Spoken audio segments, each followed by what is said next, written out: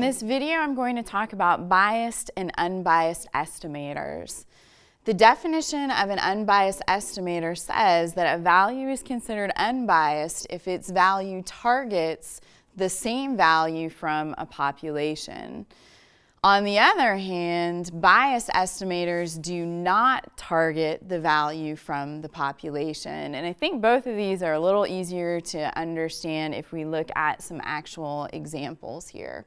So, to start, one unbiased estimator is actually the sample variance, which is denoted by S squared.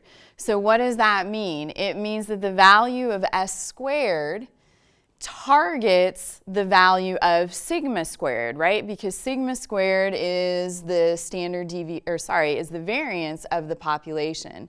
So S squared targets the value of sigma squared. So if I kind of put that in parentheses, why is this unbiased? Because S squared does not over or underestimate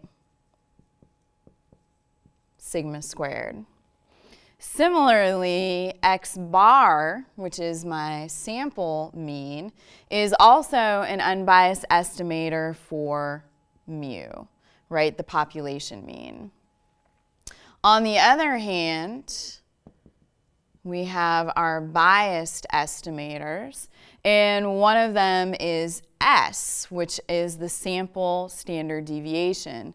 The sample standard deviation, in this case, because it's biased, it says it does not target the value from the population.